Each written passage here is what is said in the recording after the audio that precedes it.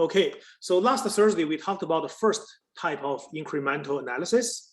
That is the accept or reject a special order, right? So you have seen that in those analysis, we only consider the relevant cost, right?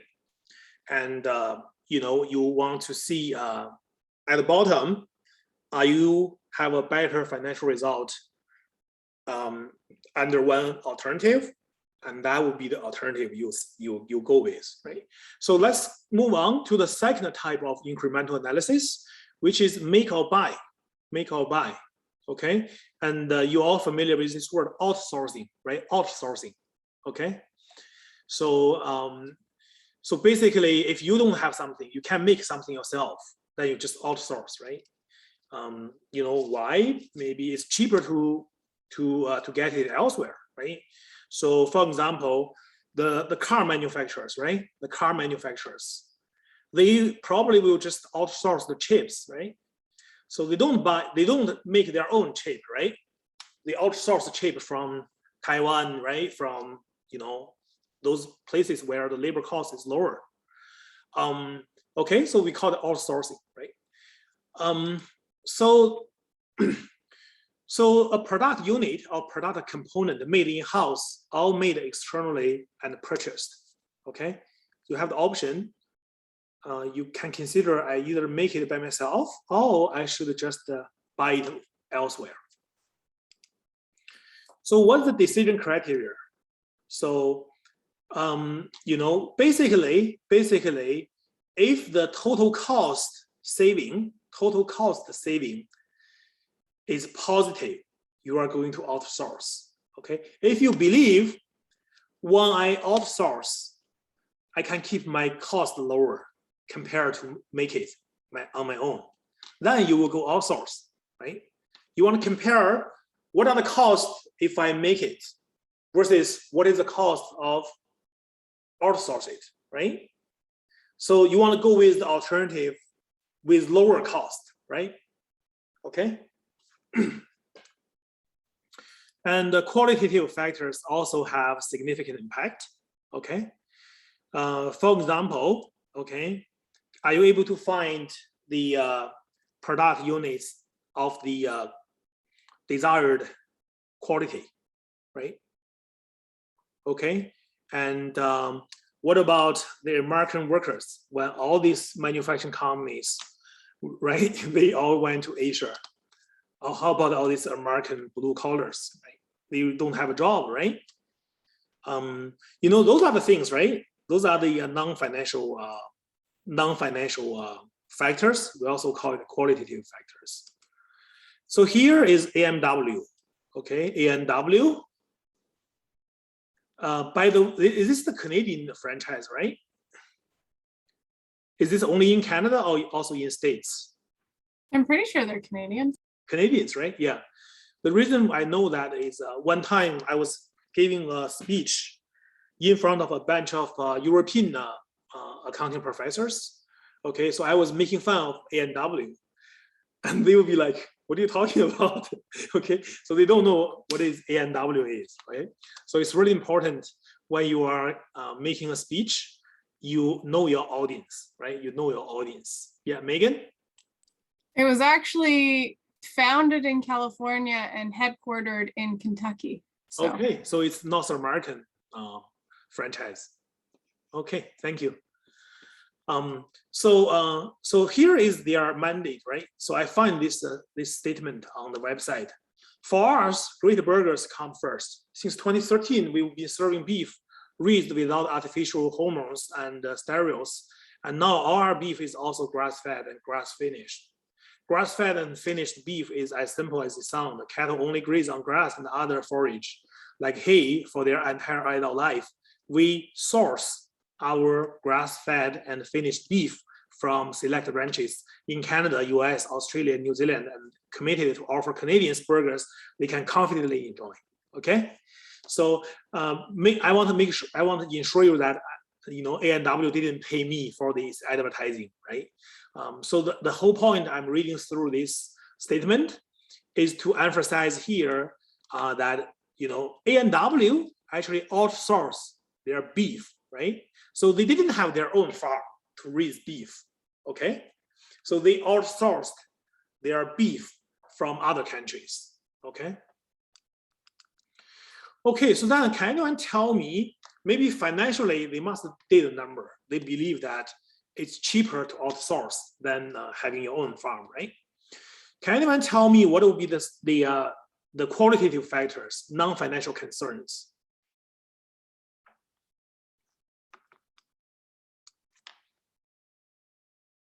Ruben? Would that just involve the way all of these cows are being fed and how like the ethical kind of part around that? Okay. So they really, yeah, you are right. They really kind of emphasize on, the quality of the beef, right? Yeah. Isabella? Sorry, you said things that are intangible, correct? So when they make the decision to outsource this beef, what are maybe the non-financial considerations they should have made, right? Oh, like, so kind of like just the location? Location? Like where, like how far away it is? Yeah, so maybe there are some concerns about the logistics, right? Yeah. If you have farms overseas, right, they providing your beef, what if there's an issue with the supply chain, right? Like what is happening now, right? We have shortage of everything, right? The food price just went up crazy, right? I'm a professor, I make good money, but I feel that I have to take a second job. Okay, it's so expensive, everything. And okay, so we have another person raise the hand. No, okay. Oh, yeah, sorry, that was me. Oh, Michaela, okay, yeah. I was going to say, for example, weather, like Australia usually has drought conditions when it comes to raising livestock. And so getting the proper forage and feed can be pretty difficult to actually. Okay. Yeah, that's true, right? So you have a high standard of beef, right? So you are running of a risk. What if the suppliers failed to meet your standards, right? So you have this big commitment to Canadians, right? Are committed to offering Canadians burgers that they can confidently enjoy, right? What if that these farmers, they could not deliver, this beef without artificial hormones and steroids, right? So, those are the concerns, right? The quality, right? The quality could be a concern, right? So my point here is, when you outsource things, right? You basically, yes, you pass the risks of the production to other people, but at the same time, right, you also give up some of the controls of the quality, right?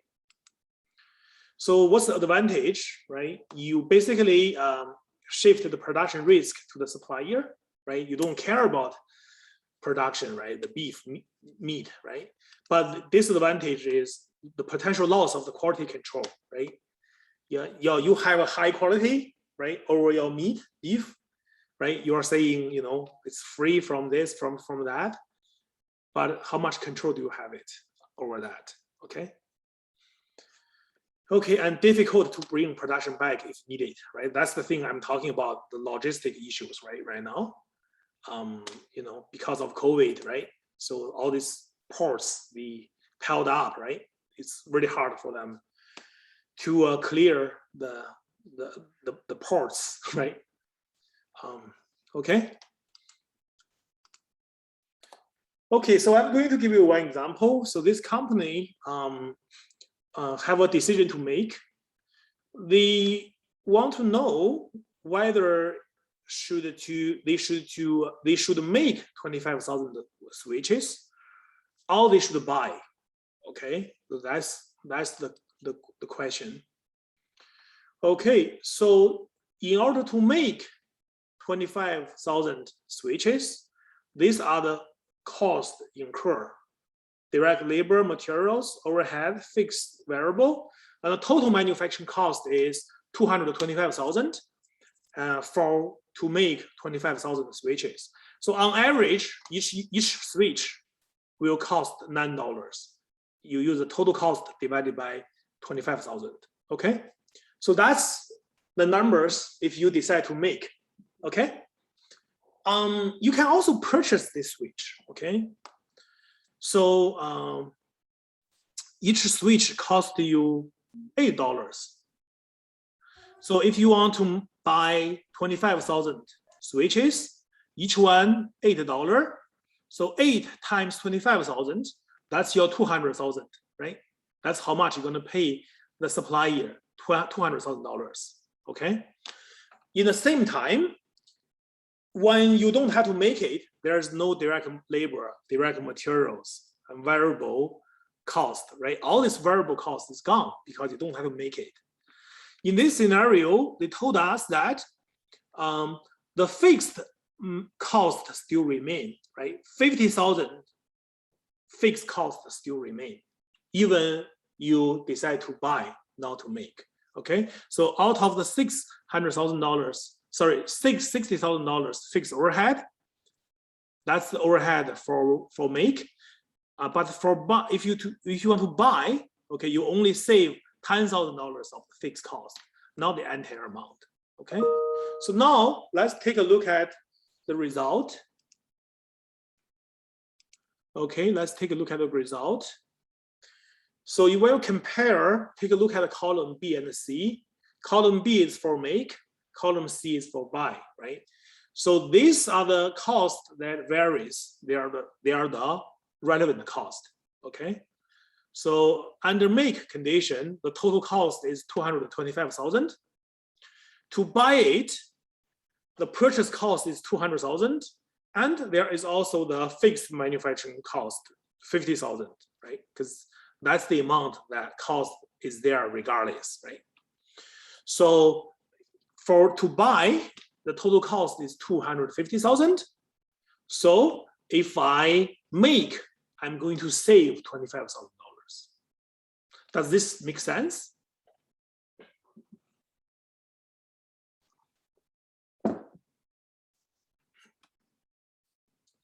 Does this make sense? Yes. Okay, good. So now, what's my decision? My decision is I'm going to to continue to make the switches, because when I make the switches, I can be cheaper by the amount of 25,000. Okay.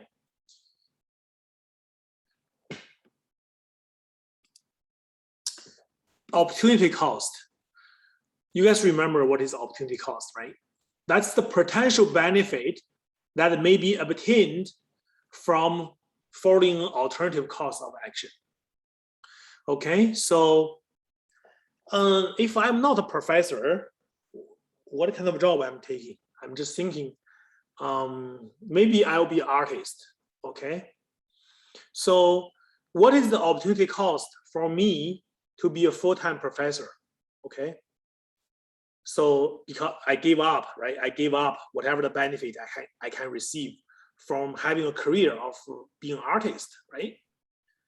Okay, so suppose I will make, let's say, $70,000 for being an artist, right? So that's $70,000 is my opportunity cost for taking an academic career, not an artist. Okay. So we are okay with this idea, right? Opportunity cost. Okay. So let's continue with that example. Suppose, right? Suppose if you don't make these switches, right? And then there is the capacity is released, right? The capacity is released. You can use that available capacity to do something else, right? Suppose you can use that released activity to generate $38,000 additional income, okay? So the opportunity cost of making switch will be 38,000, right? Okay, so now this is gonna change this whole number, right? So basically now in order to make the total cost will be increased, right? Because now you have an opportunity cost, 38,000, to be included, right, under the alternative of make. So 225,000 plus 38,000. So now your total cost, okay, including opportunity cost, is 263,000 to make it. And to buy it is the same amount, 250,000. Now you tell me, should I make or buy?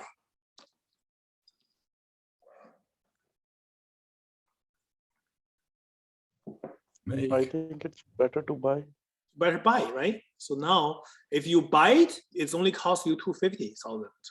If you make it, the total cost is 63,000. Okay, so it's cheaper to buy it. Okay. I'm sorry, Professor, may I ask a question? Yeah, go ahead, Lemmy. Yeah. Okay, so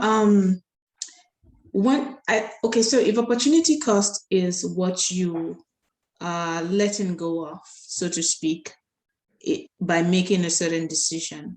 Yeah.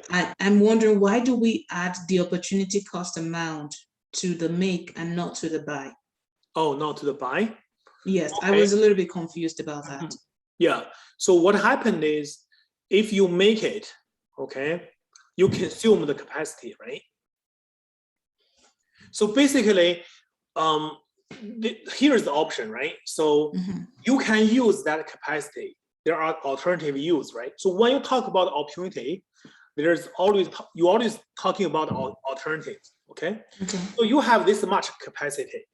Mhm. Should you use it to make a switch, or you want to use it to make that $38,000? Okay. And then our decision is to use the capacity to make the switches. Make the right? switch. Okay. So we gave Okay. up the benefit of the 38,000, right? Okay. So So that's why. may I please clarify?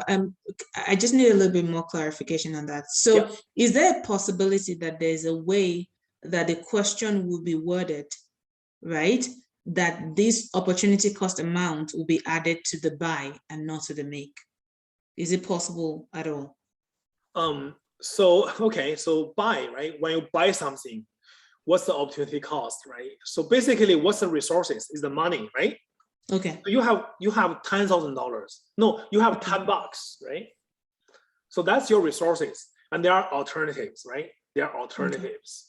So what's the alternatives? So you can either use this $10 to buy what are you gonna say? To buy, let's say, a meal, Smoothie? right? Yeah. Or make smoothie. Okay. Yeah. Yeah. So you can use that $10 to, let's say, to buy a meal, or you can use that $10 to buy a movie ticket, right? Okay. So your opportunity cost to buy that meal is that the amount of pleasure of benefit of you obtained from watching the movie. Okay. So that's your opportunity cost for spending the money on the food, right? Not on the movie. Okay. Okay. Okay. So in this scenario, what is your opportunity cost? You use the $225,000. You buy the switches, right? So when you talk about opportunity cost, what do you mean by that? What is the benefit you can get for the company, right? So okay, so you're saying that if we decide to buy, right, the opportunity cost would have been the 38,000 we would have gained if we had made it instead. Does that make sense? If you buy, so then you can use that capacity available to make that additional $38,000. Oh, okay. Yeah. Okay. Thank you. Now I get it. Thank you. So that's the opportunity cost to make, right? If you want to make, you have to give up that 38,000. Right? Yes. Okay. Because the same resources cannot serve both purpose, right? Yeah. That makes sense. Thank you. Thank you. Yeah. Okay. So, do we have any other questions?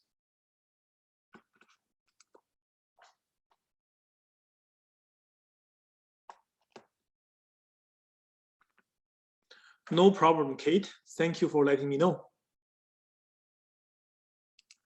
Okay, so I will continue. Okay, so in a make or buy decision, the relevant costs are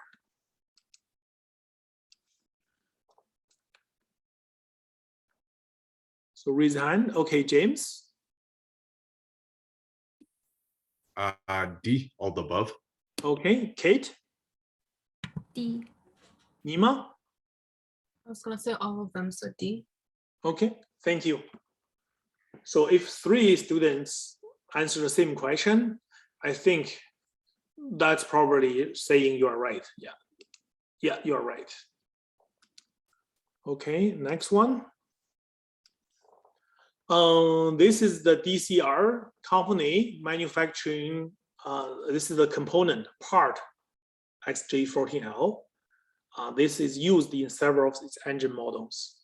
So the monthly per unit production cost is 1,000 units. So that's provided in the table below. So the information, okay, the information showing that every month they are able to produce 1,000 units, and those information is for 1 unit, okay? So it's estimated 10% of the fixed overhead cost will no longer be incurred if the company buy this one from outside the supplier. If you purchase it, the cost is 87. If they purchase the parts from suppliers per month, its monthly net income will, okay, before they make it, okay, before they make it. Now we are asking, what if they purchase? The net income, monthly net income will increase or decrease, okay?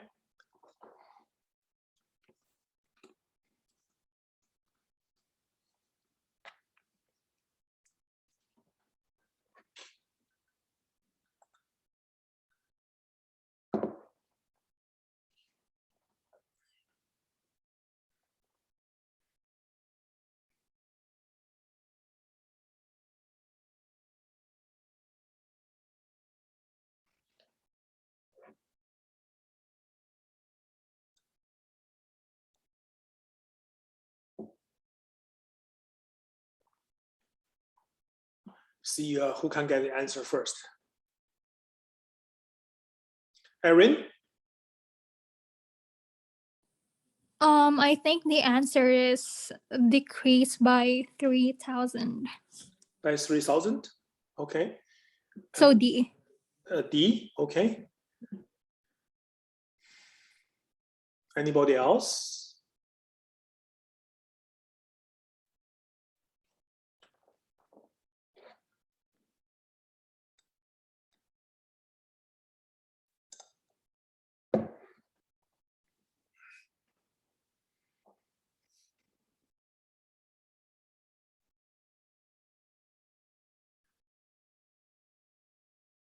Anyone else?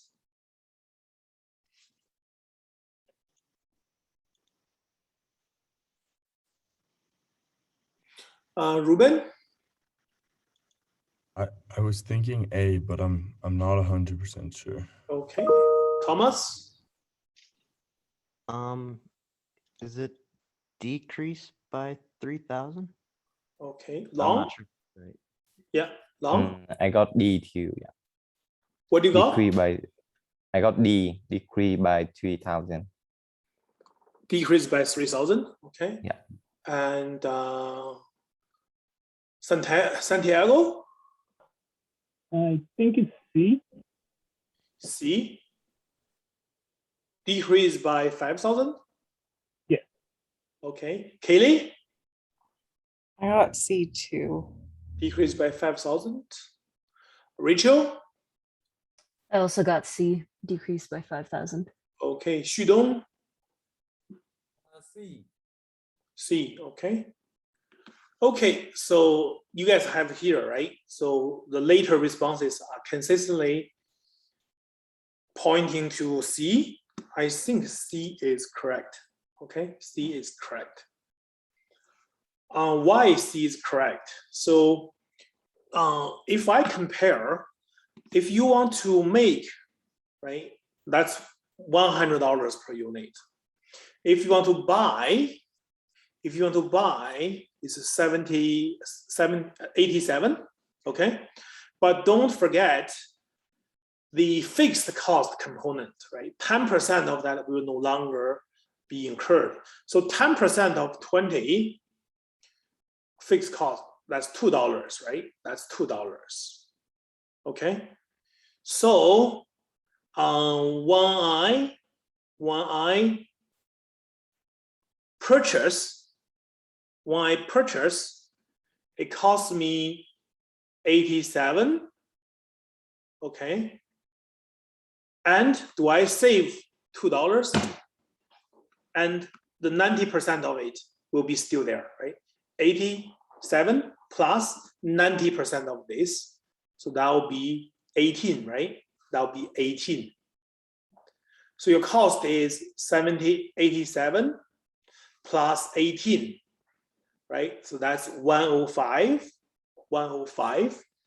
And 105 minus 100. So $5 for each unit. And each month you make 1,000 units. So 5 times 1,000. So that's the 5,000. Okay. So the income will decrease by 5,000. So that's C.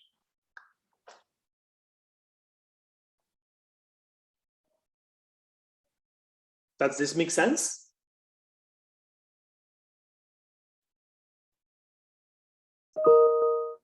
Yep, that makes sense. Okay, good. Okay, so this is the option for make, right? This is our relevant cost, 100. Okay, people will ask me why direct materials is relevant, because if you buy, this cost is 0, right? The direct labor, this is relevant because if you buy, the cost is 0. There's the varies, right? Varies. The same idea for variable cost, 0. And what about fixed overhead cost? Well, it's also relevant because there's this cost changes, right? If you make it, it's $20, but if you buy it, that's 90% of the 20, which is 18, right? And then the purchase price is 87, so that's also relevant. So 18 plus 87, 105 compared to 100. Okay.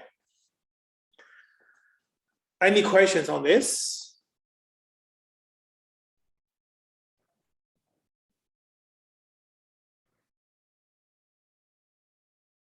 Okay, good.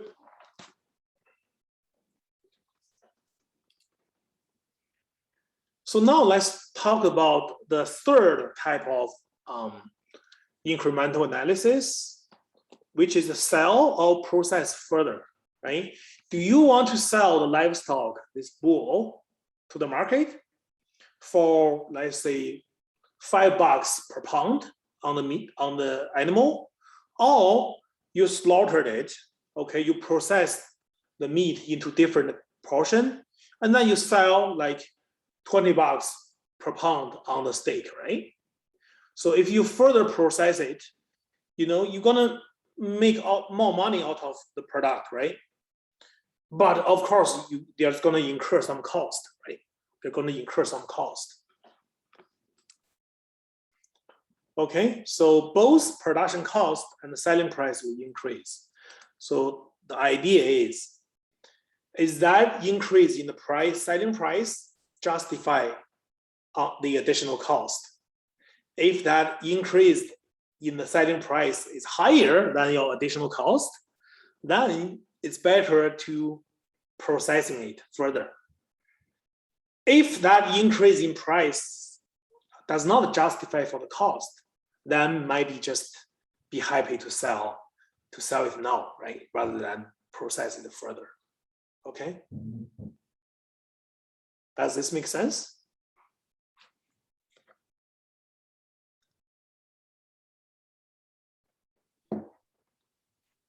Yeah.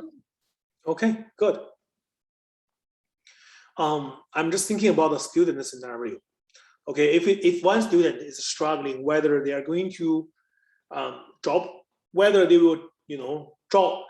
What would be a good scenario? Okay, so this is what happened. Okay, so in the exam, right? In the exam, you are working on the questions, right? And at a certain point, you feel that you have put enough work, right? So you are ready to turn that paper in, right? But you can also keep working on it, right? You can also keep working on it. You can just double check if everything is correct, right? You can, use a different approach to do the same problem, see if you get the same number, right? Okay, so then you are facing a decision. Should I just to turn it in now, or should I keep working on it until the end of the exam, right? So maybe there's a benefit, right? If you believe that you can get more points, right? And if you believe that you have no else to do, right? Even you finished earlier, you have nothing important to do. Your cost is very low for the extra time. So then maybe the benefit justify that cost, right? So then you will just keep working on it, right? But then let's say, you will have to go to a lottery, shop before it's closed, right? And you know that you are going to win $10 million, right? And then who cares about, how much I get on the management accounting, right? 2,400. So, if you miss that time, you get A+, but you miss the opportunity to win the lottery ticket, right? So that's the idea, right? You just balanced out the benefit, right? What's the benefit and what's the cost, right? If the benefit is more than the cost, then you go with it. Otherwise, you don't go, right? So that, yeah. So I think it should be straightforward, right? Okay. Yeah, I'm wondering how many students will quit the education. If you won a lottery ticket, let's say $10 million, how many students will quit school right away? If you will quit school right away, please raise your hand. 1, 2. No. Okay, Ruben said no. Okay. I would never stop going to school. Okay. Yeah. So it's interesting, right? It's interesting. Many of us were struggling in terms of financial freedom, because let's be honest, right? When you do a job, right? Doesn't matter how much you like it. That intrinsic motivation will wear out, right? As the time goes, right? Doesn't matter how much you enjoyed it, right? Eventually, I think the majority of the population, they just have to do the work because they don't have that financial freedom, right? For people who wants to quit the things they don't want to do, that's good, right? Because you have the freedom to do the things you like to do, right? So I'm not saying anyone will be just squander away the big fortune, right? So, but the good thing is once you have that financial freedom, your time is freed up, right? You are able to use your time to do the things like you really like, right? You don't have to be accountant, right? Maybe one of the reasons you want to be accountant is you believe you have a good career from accounting, right? Not so much how much you enjoyed it, right? But once you won a lottery ticket, you can quit that, right? You want to be an artist, right? So maybe like a movie maker, right? Film making, right? So I don't know. Yeah, I support both. I think whatever decision you make, you have good reason for that. Yeah. Okay, so let's see. Somebody have hands up. Jimmy? Oh, I was just going to say it probably depends how many classes you have left too. I have 3, so I feel like I can see the light. But if I have 30, it might be different. Yeah, that's true, right? That's true. Yeah, good point. Okay. So any cost incurred up to the point of further processing are not relevant to this decision. Okay, so suppose that I have this cow in front of me, right? My decision is, should I sell the cow now or should I slaughter it to get meat out of it, right? And then I'm thinking, boy, I spent so many years to raise this cow, right? So I spent a lot of money to bring this calf, right, into a cow, right? I paid a lot of money. I don't know, you got all mixed up, right? But should you consider that the cost you already spent raising the cow? Should you consider, because now you are trying to make a decision whether to sell the cow or you keep it to slaughter it and sell the meat, right?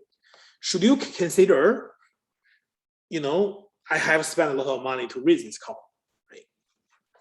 Nima? I was gonna say no, since the cow is already here.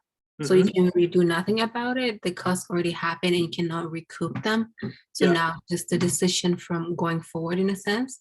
Yeah, can you give me that official concept term? There's a terminology for this type of cost. We talked about the last lecture. Sinking cost, I think. Yeah, sunk cost, right? Yeah. So this cost has incurred, and it will not be you cannot get back this cost, right? In full or partially, right? So basically, whatever decision you make, the cost is the cost. It's past, right? So you can do nothing about it. So that's irrelevant to your decision making. Okay, so we are looking into two scenarios. One is just a single product. Okay, so the company only produce one product. Okay, and the decision is whether they sell this one product or they want to further process this product. The second scenario is multiple product case. So the company produce multiple products simultaneously, okay, from a single raw materials, right? We always call this joint products, right? Joint products. So you probably can sell. The decision would be for each byproduct, right? Joint product. What is the decision, right? Should you sell it or should you process it further? Okay, so that's the two scenario. Let's take a look at the first scenario, single product case. Okay, so here's a table. You can sell it before you finish the table. So the table is not 100% finished, okay? But you can still sell it. You sell it for $50. This company have capacity to further process this table to get it done. Once this finished table, you can sell them for $10 more, $60. What is the cost to process this unfinished table? That will be additional, let's see, is that right? Okay, so the total cost to make this unfinished table, sorry, I was wrong. So the total cost to make this unfinished table per unit is $35. Okay, you can see all the different components for the cost, right? And you sell them for $50. How much you make? Oops. So you make $15 contribution. You make the profit margin. That's the $15 per unit, right? So your profit 50 minus your cost, total cost 35. So your gross margin is 15 out of 50. So that's for the unfinished table, okay? Now let's take a look at what if I further work on this table, okay? So the relevant cost for finishing table would be the direct materials will increase by $2.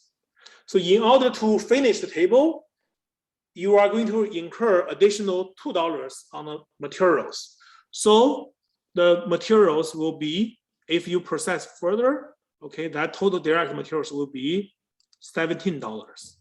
So $2 more than $15, okay? For direct labor increase is $4. So that would be from $10 increased by $4, it's gonna be $14, okay? The variable cost overhead is 60% of the direct labor cost, okay? So for the variable manufacturing overhead, it's calculated by 60% of the direct labor. Okay, so it was $10 direct labor, and 60% of $10, that's the $6. Okay, and so now the direct labor is $14. 60% of $14, that will be $8.40, right? So that's an increase of $2.40. And the fixed manufacturing cost will be unchanged. So that will be $4. There's no change. Okay. So now let's take a look.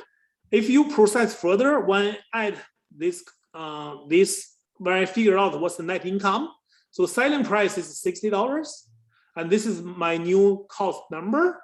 My total cost is $43.40, and for each net income per unit, that's the $16.60. So you can see by processing it further, I'm making additional $1.60 per unit. Okay, so therefore, should I process further? Yeah. Yes. Yes, right, yes. Yes. Yes. Yeah, because you are better off, right? You are better off in your income. So that's one way to see it. Another way to see it is the increase in cost is $2, 4, 2 plus 4 is 6, 6 plus 2.4, that's 8.4, right? So your cost increase is $8.40 per unit, but your selling price increased by $10, right? So your sales price is $10 more, your cost is only $8.40 more. So the net result is you still $1.60 better off. So therefore you should process it further. Is this clear? Professor, I have a question. So in the decision to either sell or sorry, process further, does it matter how much of a difference the net income? Sorry, you were cut off a little bit. Can you? Okay, is it better now? Yeah, go ahead, please. Okay, so in the decision to sell or process further, does it matter how much better off you are? So for example, if this difference that we have is just 20 cents, should we ahead? So as long as I'm better off, by a number, it means that the decision it's a better decision. Is that correct? Yeah, that's a very good question, right? If that benefit is not that significant, right? Maybe the non-financial factors will have a more important role in that decision. Okay. So if your financial factors does not matter that much, right? 20 cents. It's also depending on the volume, right? So maybe 20 cents per unit, right? If you produce, let's say, 200,000 units a month, right? So that's really depending on the total net income, right? It's not just the net income per unit.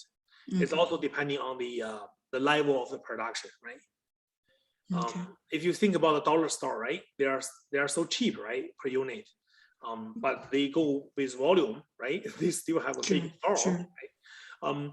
So if, let's say, your total net income doesn't make much difference, then maybe the non-financial factors will play an important role. Yeah. Okay. Thank you so much. No problem. Yeah. Okay. So now let's talk about the joint product case. Okay. Joint product case. So basically, so you have one materials, right? But when you start working on that raw materials, you get different products simultaneously. Can anyone give me an example of this joint product processing situation? So you have one raw materials. When you start working on it, you get multiple products, right? So can anyone give me an example? Oh, sorry, can I go ahead? Yeah, go ahead. Okay. Oh, Mario, sorry. Okay. Can Mario? So I'm trying to pick people who haven't participated yet. Yeah. So I feel like products that would start with like crude oil that expand to whether you go to make gasoline, plastics, or bitumen of what sort, that would be kind of an example of a. Yeah, very good. Very good. Thank you. Rylan? Well, the textbook uses the example of raw milk being split into cream and skim milk. Yes, yeah, very good. And that's good. Sorry, I cut off somebody. Who wants to say, Lemmy or Jimmy?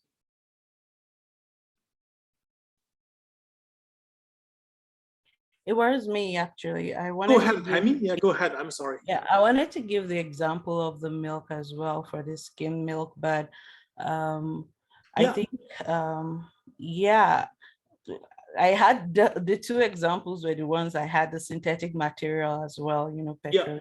Yeah. Well, that's good. Yeah. Okay, thank you. Okay, so these are referred to as joint products because this is the result of a common production process, right? So there's one production process and the end product are multiple, right? We call it joint products. And so there is the split off point, right? So once you get this different product, there's the, then you could do different things with each product, right? So that's called the split off point, okay?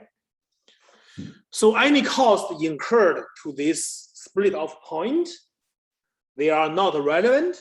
They are called any, because after the split point, right, you want to either sell this product or further process it, right? But before that split off point, all the costs are, what do you call them?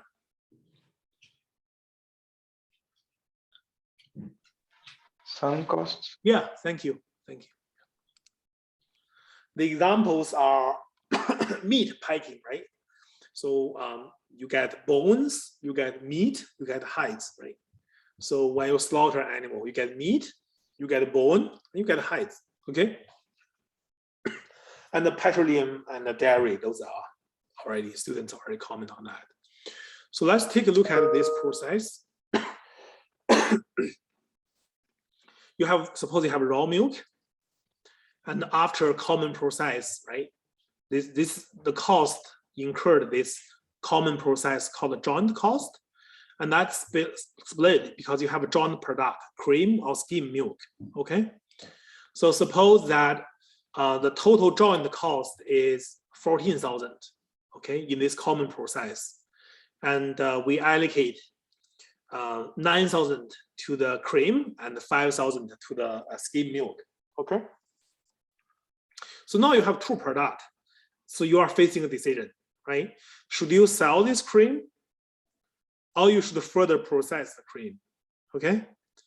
Should you, and so a second decision would be, should you sell the skim milk or you should further process the skim milk, okay? I suppose, let's focus on the cream. Suppose you can sell the cream now for 19,000, okay? And if you further process the cream, the end product is the cottage cheese. And you can sell this cottage cheese for, and then there's additional processing cost, right? So that's the cost when you process cream, further to make it into this cottage cheese, right? Suppose this cost is 10,000, okay? And after you get this cottage cheese, you can sell it more. It was, the cream was 19,000, but after you have the cottage cheese, you can sell it for 27,000. So my question is, let's focus, So let's focus on the cream. Should I sell the cream for 19,000 or should I keep processing it, sell the cottage for 27,000? If you haven't participated, please use your hand. If you have answered the question, I will not call name, okay? Reg? Professor, I think we should sell the cream rather than selling the cottage cheese. Sorry, should you sell the cream or you want to further process it? I want to sell the cream. Okay, why? Because by selling a cream, I am going to earn $10,000 instead of selling a cottage cheese. I will earn $9,000 profit.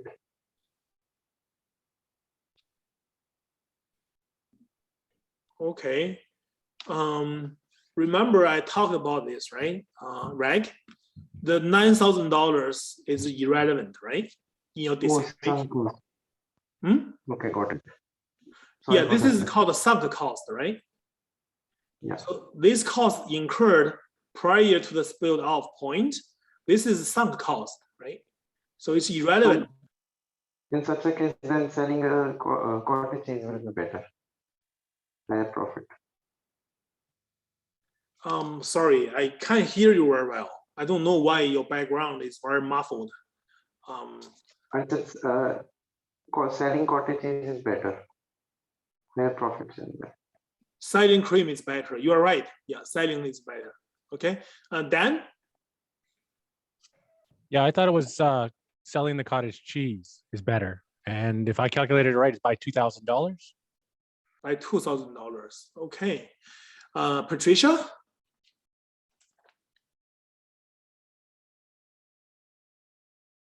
Patricia? Sorry, cottage is better. Cottage. Cottage. You sell cottage cheese? Yes. Okay. Yes. Kate? I think selling cream is better Why? because let me see here. Because the selling price for the cream is 19,000. And then for selling the cottage cheese is 27,000. But then if you want to further process, right, it takes another 10,000. But still, it's like 2,000 losing from my understanding. Yeah, so that's correct. That's correct. So you think about if you sell the cheese, what's the additional benefit? Well, 27 compared to 19. So that's $8,000 benefit, right? So by processing further, you can sell it for $8,000 more. However, it's going to cost you $10,000, right? So if I give you $8,000, would you give me $10,000? That's the question, right? If I give you $8,000, would you give me $10,000? And the answer is no, right? So therefore, it's better to sell the cream, right? So you can see that the sales is better off for $8,000 if you process further, but the processing cost is $10,000 more. So at the end of the day, you lose $2,000 if you decide to process it further.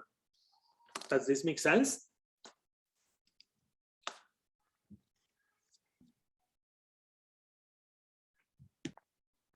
Yes or no? Yes, Professor. Okay. Yes. Okay, good. Now let's focus on the skim milk. So for skim milk, the selling price, if you sell the skim milk, that's 11,000. But if you further process it, you can sell the condensed milk for 26,000. However, this processing cost is $8,000. Should you sell the skim milk or you should sell the condensed milk, further process it? Condensed milk. Second? I'd sell the condensed milk because you're adding $15,000 of value, but only paying 8,000. So you're net gaining 7,000. Yeah, very good. Yeah, that's correct. And make sure you understand this cost incurred before the split point, because we are talking about the decision after the split point, right? We are talking about should I sell this or should I keep working on it? So we are talking about a choice after the split. So any cost incurred to the split before the split, these are sunk cost. So 9,000, 5,000, you should not consider those costs, right? So don't be confused. So if I put this into number exactly, you know, you are better off 7,000, right? Okay, so I still have 3 minutes. Okay, so tell me what's your answer.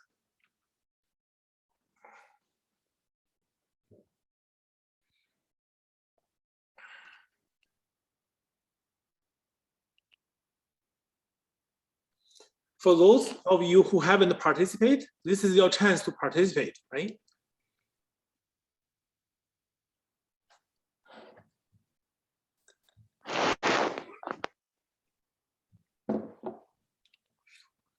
Okay, so yeah, okay, second, what is the answer?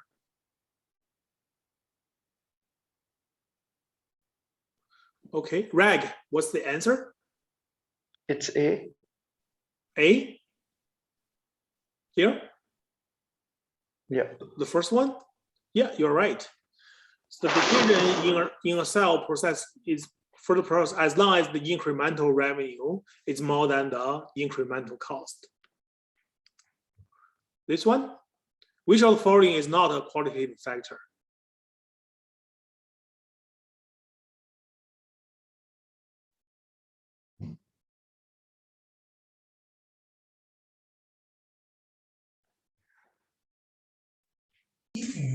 Can I answer? Yes, let me. Okay. Employee satisfaction, A. Employee satisfaction is not a qualitative factor. Okay. Anyone else? Rachel? Yeah, I'll also go with A. With A. So it's not a qualitative factor. Okay. Maddie? I was going to say A as well, employee satisfaction. Okay. Okay. So, okay, so what sometimes we often say qualitative versus quantitative, right? So when we say quantitative, what does that mean? If I say quantitative, you can think about something. What is that? Numbers. Numbers, right? Quantitative numbers, yeah. Quantitative are numbers, right? Okay, so with that, let's see, Rylan. Oh, Sorry, that's true. Okay, that makes sense. I already participated. Is it okay if I answer? Sure. Okay, isn't it D? D, okay, yeah. Cost of labor per unit. That's yeah. So that's the quantitative factors. The satisfaction, right? Employee satisfaction, qualitative control process, customer satisfaction. These are qualitative, right? Fluffy stuff, right? It's not a number. Okay, it could be a number until you measure it, right? But we are talking about the this is the cost. These are the quantitative factors, right? The financial information. Yes, that makes sense. Oh boy, I still have one bigger question. It's already 45. Okay, so I'm gonna let you go. If you have a question, please stay. Otherwise, that class is dismissed. Thank you very much. I will see you on Thursday, everyone. Thank you. Thank you. Thank you. Yeah, bye.